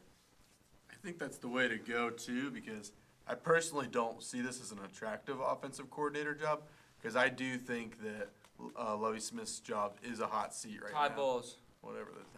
Just fire him. I don't care. Okay, that's too far. That's crazy. That's too far. I was hoping I'd get his name right, but I was like, yeah, whatever I throw out, it's probably right. So again, I think it's just as unattractive as it was last year. So I think it is gonna have to come from in-house. Like with this happening, like I'm gonna go as far as to say, I don't think Baker Mayfield's gonna come back. Like I think he's like, oh, coordinator's gone. All right, peace out, guys. Where's he gonna go? I mean, take the pick of the litter. I don't know. Like he's probably got some choices. So I think it basically is like same as last year. Run it back. Okay, So we'll it see. doesn't. But that's the thing. It doesn't matter though. Why would he go somewhere else? Because the offensive coordinator's gone. He'd have to learn a new system anyway. The only place that would make sense would be Carolina, but they're obviously not going to play him. They got Bryce Young. Well, we'll see. He'd have to learn a new system somewhere else. If they pick the coordinator first, like if it's an in-house guy, he'd be more likely to stay. But if they bring somebody in from the outside, he might just be like, all right, where's the money at? Yeah, it depends on the coordinator. That's why I say it's important on who they hire. I don't think Baker will eliminate the Bucs if they get someone who's not in-house. I think he will come back to a different offensive coordinator. But I do think I would like to see a similar offense. I think the Bucs really hit their stride at the end of the year. And that's why I would like to see Thaddeus Lewis promoted. But other guys, I know Cliff Kingsbury is probably going to end up being an offensive coordinator somewhere. I know he coached Baker, even though I don't think it really went well at Texas Tech because Baker transferred and became a walk-on at Oklahoma. But he's in the circles. Let me look up his name, but I think the Houston Texans quarterback coach is on the table, and he did a lot of good things with C.J. Stroud. But I don't know. What were you looking at, Will? I mean, me personally, I don't want to go with Thaddeus Lewis because I don't want another first-year offensive coordinator. I think this is, like I said, this is the Bucs' time now to let's get better. You got a little bit of room in the cap. You can make some moves, and you can be just as good as you were this year, and you should be better. And I fully believe that Baker Mayfield will be back. It doesn't matter who the coordinator is. I think he likes it here. I don't see why you'd want to leave and start over when you have something good. And I think by Baker staying, I think you might get Mike Evans to stay. I truly think Mike Evans should stay. I don't think he's going to ask for much. So that's my personal opinion. And why I don't want Thaddeus Lewis is because I don't want them to take a step back. Regardless if he might have the same system as Dave Canales or use the same philosophy, he still would be a first-time offensive coordinator. And I don't think the Bucs need that. I think what the Bucs need is somebody who's had success. And I'm not talking about in the past. I'm talking about as early as last year. And my first choice would be Alex Van Pelt from the Cleveland Browns. It's kind of weird that he was let go, considering you look at the Browns' offense this year, one of the best. And let's not talk about just how good they were. This offensive coordinator did it with 4 different quarterbacks, and they all looked decent, and they made it to the playoffs. It stunk how it ended. But I blame Money Flacco for that one. Sorry. Wasn't a believer in him ever, and he blew it for them. But you look at somebody who had success like that, multiple different quarterbacks. Joe Flacco came off the street. Okay, I know he's been in the league a long time, but he still had to learn another system. So I just think you get somebody like that where they can help out the quarterback, make it easy for you. They've had success, and they've had success in this current NFL. I think he would be a great fit. I think another guy would be Kellen Moore. Brandon Staley and the Chargers hired him this year. I don't know. I think Kellen Moore's decent. He's a younger guy. He has some experience. And regardless of how bad the Chargers were this year, I still think their offense showed some really good sparks. And Keenan Allen, another aging receiver, kind of like Mike Evans, had one of his best years statistically. So I think you could make that work with Kellen Moore. That's my opinion. I'd like to. Alex Van Pelt, that's his name, right? Yeah. Yeah, I like him. I'm not as sold on Kellen Moore. I think his offense is stalled with Dallas and Chargers. I wouldn't be huge on that, but Alex Van Pelt, I think that'd be a really good hire. The guy I was looking for from the Texans QB coach, Gerard Johnson. He has C.J. Stroud quoted says he changed my life. Great relationship with the quarterback. I think he's gonna go somewhere and be the OC. I think I would be good with him, but yeah, it just depends on what you're looking for. My favorite soap opera is sports. And that's why I think John Gruden should be our next offensive coordinator. That'd be Isn't he crazy. a defense guy? No, he's offense. He is an offense guy. He was talking to the Saints not too long ago. It would never happen, but if you want butts and seats and you want a good time and you want some drama, you call up that guy. It would be drama filled. Gruden. Hey, who knows? But that's Games passed him by. It's passed him by, but that doesn't mean it's not fun. Yeah, so I think leave a comment under the video. Tell us who you want the Bucs to hire at offensive coordinator. We want to know. Should they go in-house? Should they go for a younger guy? Or should they go for a more experienced guy that's been around for a couple years and see if this is the right plug and play for them? But before we go, I kind of wanted to go just kind of through and, I just ask, do we feel set at this position for the future of the Bucs? Kind of just, see where the Bucs are at, just in general. But let's start off. Quarterback. Set. Set. Well, I agree. I mean, if he stays, we're set. If he wants to stay, we're set. Yeah, and I think he does. So with Baker Mayfield, we feel like the Bucs are set. Running back. Set. You said set, right? Yep. Yeah, as long as they can get. I don't know how long Chase Edmonds has on his contract, but I like the versatility of having two kind of separate backs. Yeah, for sure. So if they don't have him, I'd say they wouldn't be set. They would need to get somebody else. Can't just have Rashad White doing everything. Wide receiver. Okay, believe it or not, I'm going to say set, and that is even if they don't have Mike Evans. I tend to agree. That's me personally. I'm on the Mike Evans see you later train, so I'm set. I'm a little bit too, and I hate to say that, but I think they would be completely fine if Mike Evans walks. So 100%. I like the rookies in the backup. So it's. I like the idea. David Moore's a free agent, so I'd like to see him come back. Obviously, probably for cheap, but I like the idea of Trey Palmer stepping up and maybe going out and getting another rookie in the draft. I think it's a deep wide receiver class. Keon Coleman. Yes. I mean, that would be crazy. We can't get all these Seminole lottery picks. Offensive tackles. Set. Luke Gedeke. I think he's been solid. I was hard on him, Yeah. but I think they're set at tackles. I think Wirfs, because Wirfs is not up for contract yet. I thought he was, but he's not. Luke Gedeke's set, so I think that guards. Not set. Yeah, we could use help. Guard and center. I think Malk got better, but even with Stinney, I think you maybe draft somebody or go to free agency.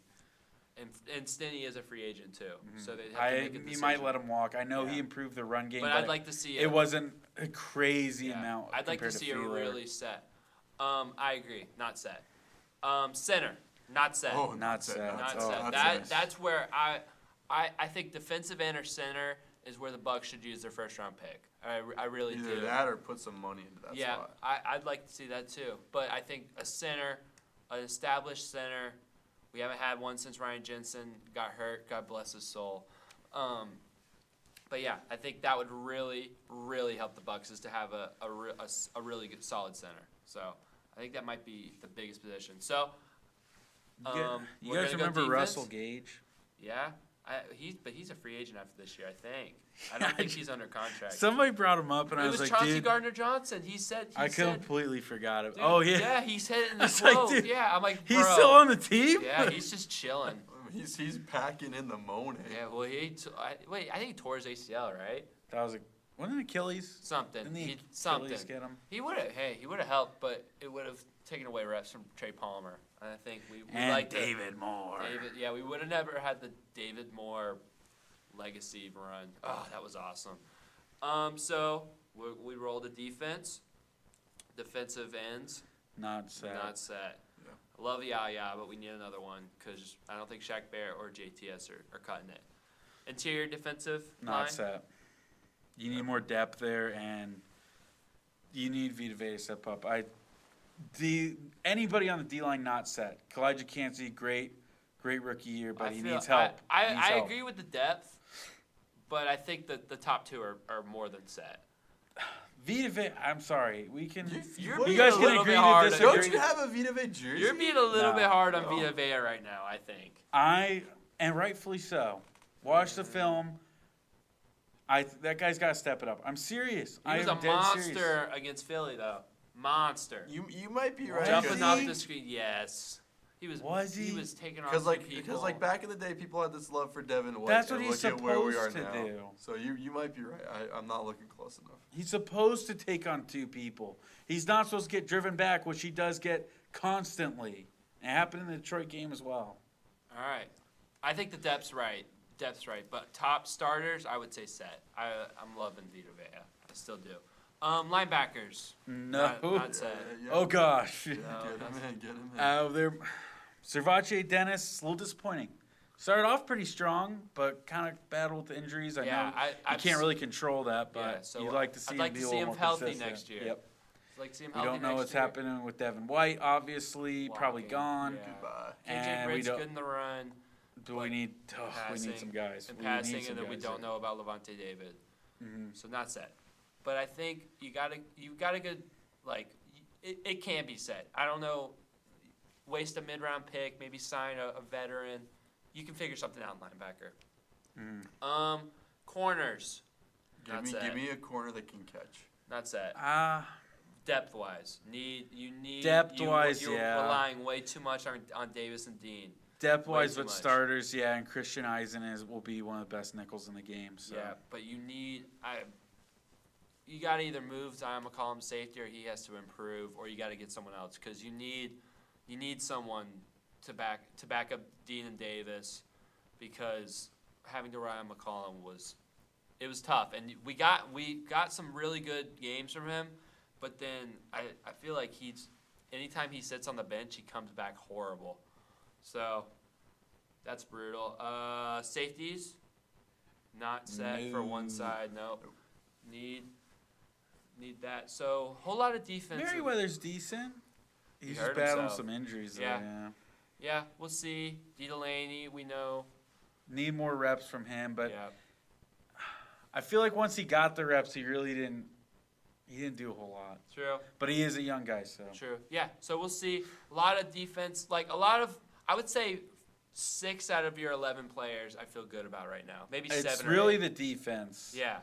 I thought after this draft, it's like we're gonna be fine on defense, but now I was way more concerned about the offense going into the season than the It's defense, flipped. and now I'm way more concerned about the defense. And I really love the young players on defense. Great draft class. So yeah, keep it really, really Jose fantastic. Ramirez, is he gonna get his time to shine? He's always on the tiny mic, never on the real show. But yeah, so I think we feel good about, I would say 2/3 at least of the Bucs roster right now. So just some little tweaks, bring in another good draft class, some good free agent signings. I think the Bucs could really be a contender next year, like Will said. That's my stance on the Bucs.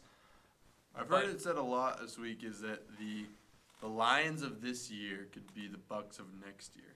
Yeah. So just a little bit more improvement. Mm-hmm. Another little bit longer in systems and whatnot. Like best case scenario, that could happen.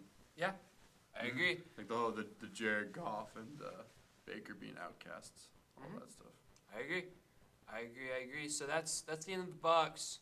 But we gotta talk a little bolts, just a little bit, just a little bit, Sprinkle. just a little bolts. The moment you've all been waiting for. We are locking in on some lightning hockey. Oh, on, Will. You When can't you say jump that. on the bandwagon in April, I'm going to say, sorry, buddy, there's no room. There's no room. It's for playoff hockey. I'm just in the football mood, and it's going to take me till at least February to get out I of was it. watching the Thursday night game tonight, and, like, I got goosebumps, man. Hockey's so good. They're playing great right now, Like, I'm dude. sorry, They're I playing great. apologize to the audience that I can't really talk hockey well, but, like, watching hockey is a gift from God.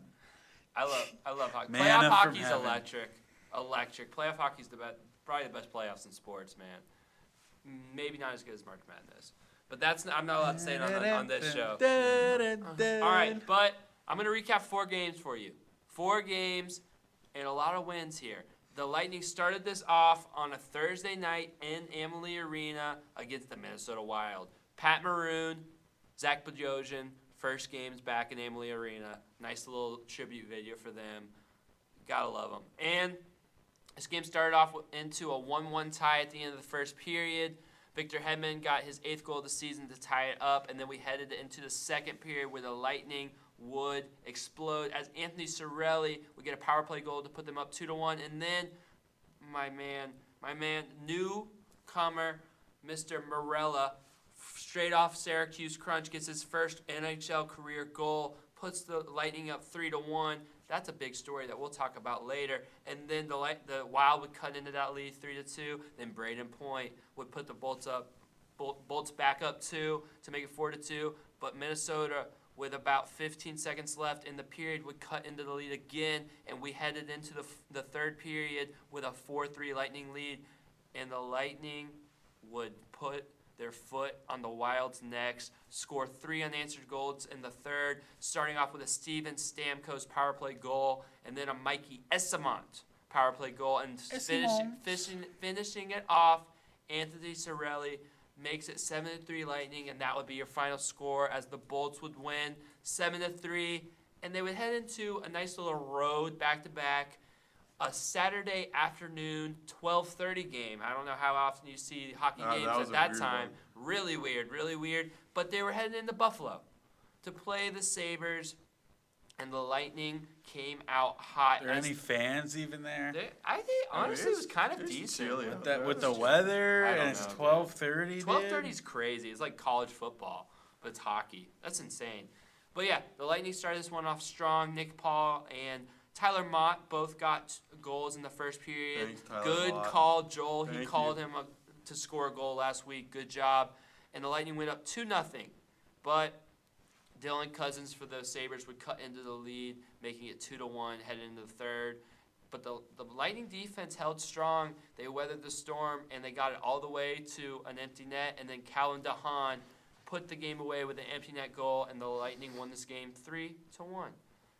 And Another team in Detroit. And you guys knew all about the Detroit doubleheader, but this was not a pretty doubleheader for the Lightning. The first goal in this game, it's Lightning at Red Wings in Little Caesars Arena, and the first goal of this game was beautiful. Victor Hedman and Kucherov were playing tic-tac-toe, and Victor Hedman makes a beautiful shot, and the Lightning go up 1-0, and we're like, maybe we're going to get some retribution. However, Luke Raymond, I think that's his first name, scores for the Red Wings at the end of the first period, and then in the second period, Sprong scores for the Red Wings to make it 2-1, and the Lightning weren't able to muster any more goals, and the Red Wings won this game 2-1. It felt like they were going to tie this game up, and they just never did. It just ran out of time. They ran out of time, and they went into a lull in that middle of that game.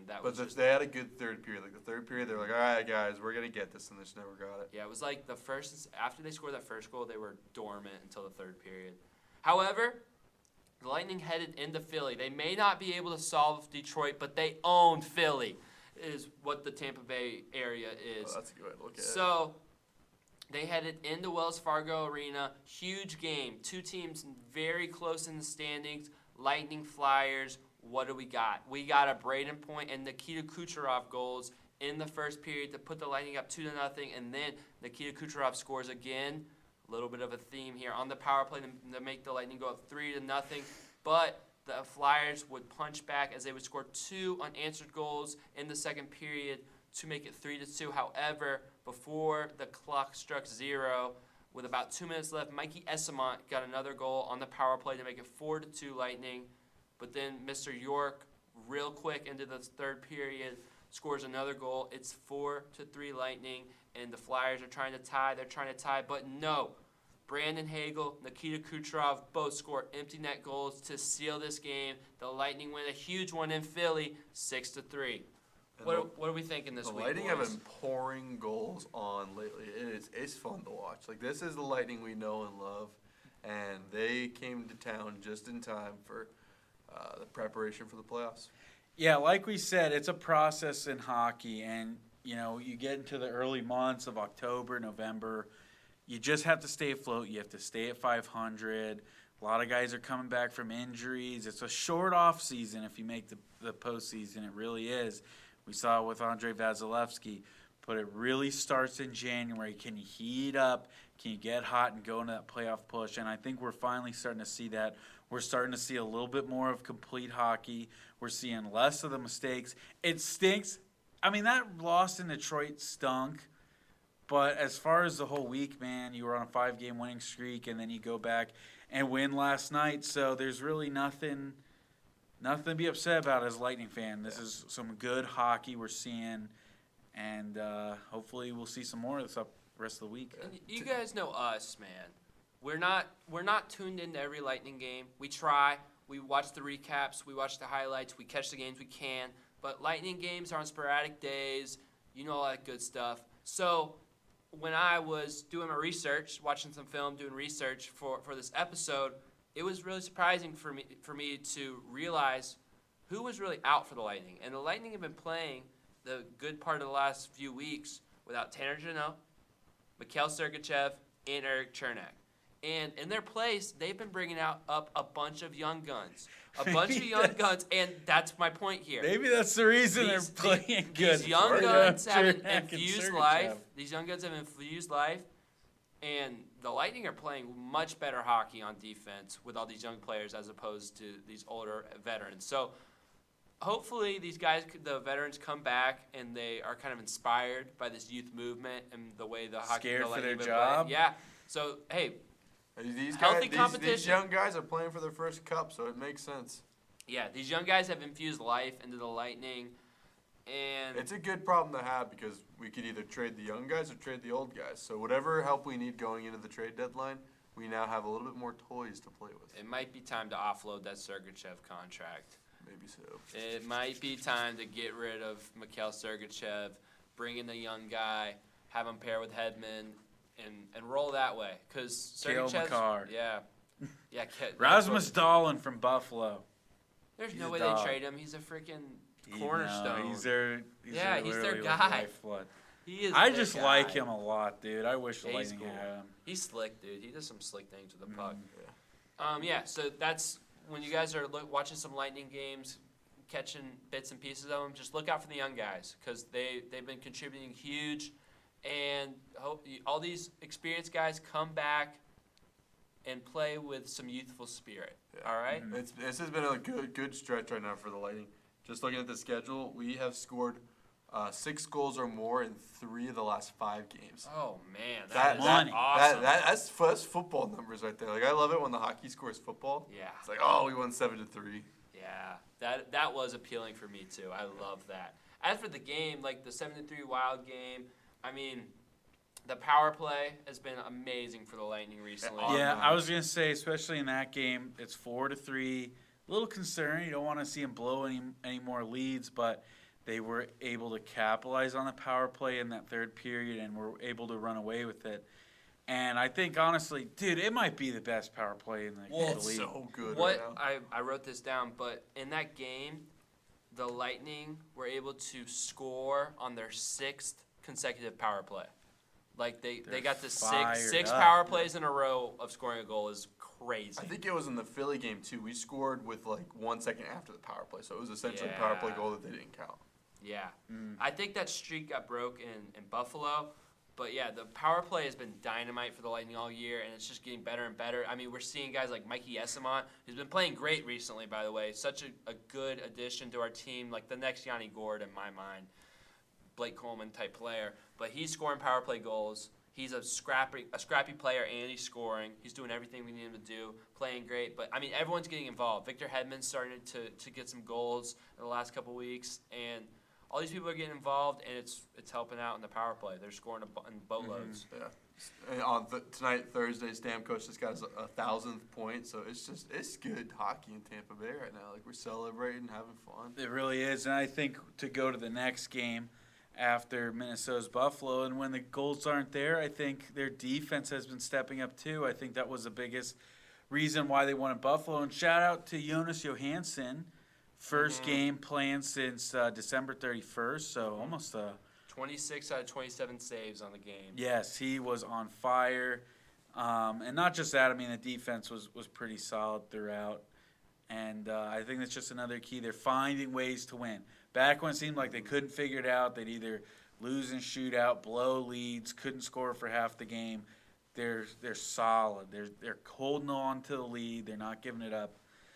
So, yeah, I think it's a contrast compared to Minnesota. Buffalo, it's all defense. Yeah, I'd love to see it. I'm kind of looking at the Lightning. The Lightning outscored the Wild 3-0 in the third period. And after that point, they allowed 1 goal to the Sabres, 2 goals to the Red Wings.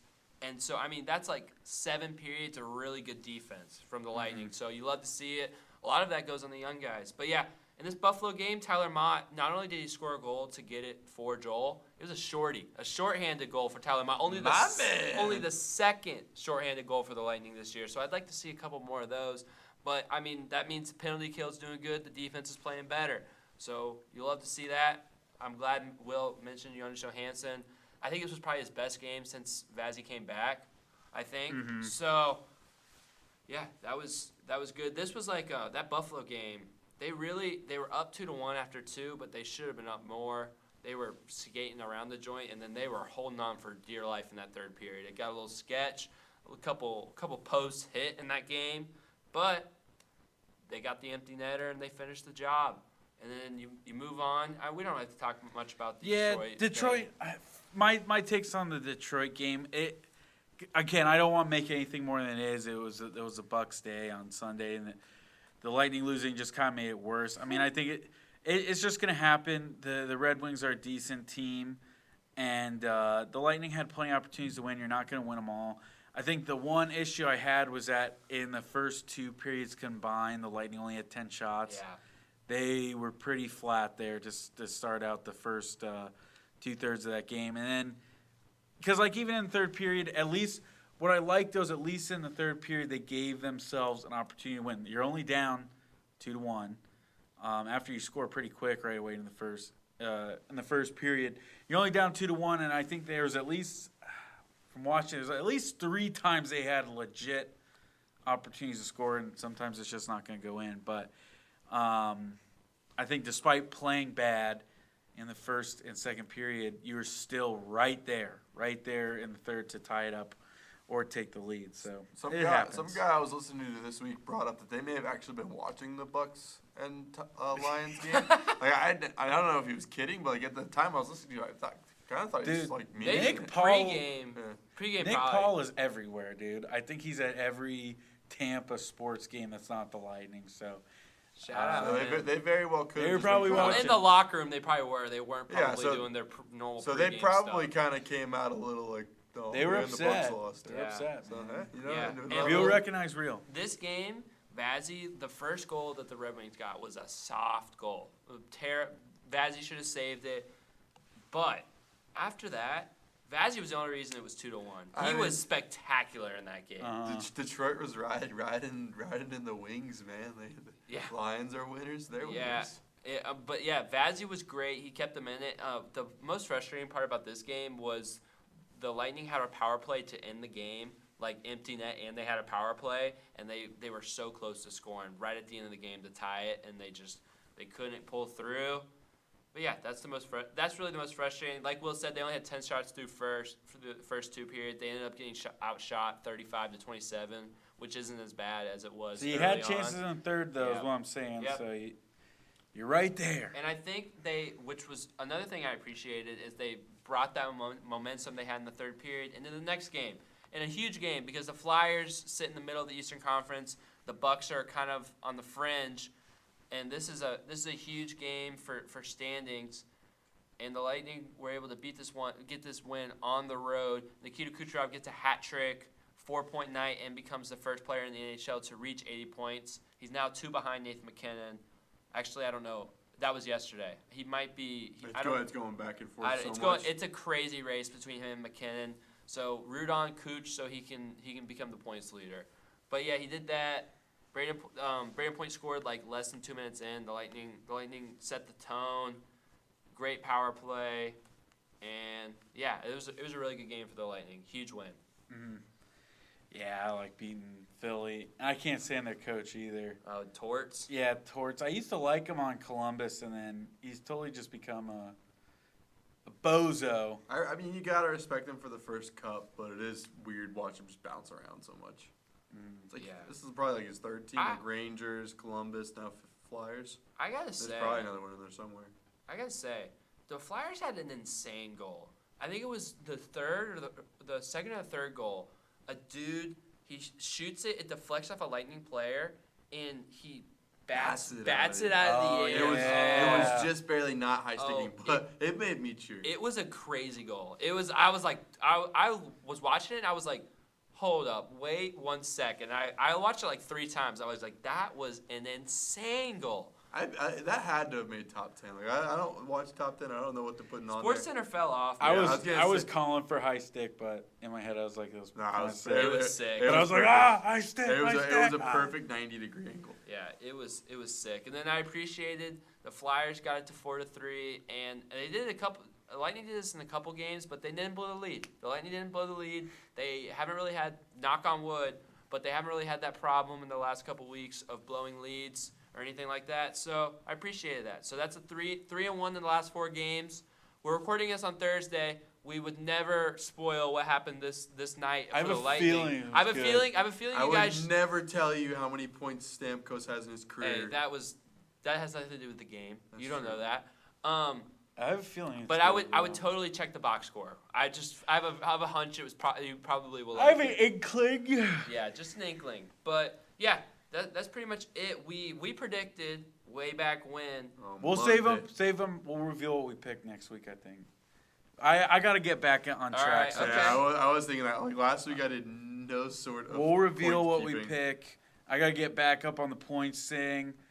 Mm-hmm. I got married, guys. Got married. Yeah. For those of you interested. Yeah. I'm off the market now. It could have been you, Josh Lowe. It still could be. Maybe. Not me. Tell Kelly I'm not married when I'm at Tropicana Field. And Josh Lowe is over there. I don't know, DeLuca. Dude, he's fighting. He's got that mustache on. Dude, Johnny DeLuca's going to play good and look good doing it. Josh. But yeah, dude, Josh Lowe's beautiful. But yeah, thank you guys Spring training's only like 40 days away. It is. He's just so chiseled. Yes, he's so hot, dude. He got married. Well, they got engaged. Oh, sorry, it was a tough night. Engaged. It was a tough night. But then you got married, so it's all right. All right, but yeah, thank you guys for watching. Thank you guys for all the YouTube support and Instagram and all that. All the support has been great. We really appreciate every single one of you guys. If you're on YouTube, subscribe, like the video. Drop below who you want the Bucs to hire as an offensive coordinator. Tell us in the comments. If you guys are seeing this on Instagram or following us on Instagram or Twitter, follow, share it with your friends, all that good stuff. If you're on Spotify, hit the follow button, hit the 5 stars. And yeah, Bucs are gone. It's only going to be Lightning. We might have some fun, wacky episodes coming up, so just bear with us. But we have some ideas for some content. So don't worry, we're not going anywhere. Big things coming for 2024. Please stay tuned. Hey, I'll even say it's Lightning time. It's heating up. Might be some TB3 Lightning games. So if this video gets 30 likes on YouTube, I'll take one of the person who liked it to a game. I promise. Let's get 30 likes on this video, though. Thank you for listening. Joe, you got anything to say? Hey, I mean, the Lightning are striking, and it's getting hot, and I can feel the sun rays. The Rays? Oh, I can't wait for the Rays. I can't wait for baseball. I mean, like, football's on the horizon. Football's going down. The sun is setting on football, but the Rays are beginning to shine. All right. You heard it here. We love the Rays. Can't wait for it. But it's hockey time now. We're going to close out with the NHL on TNT.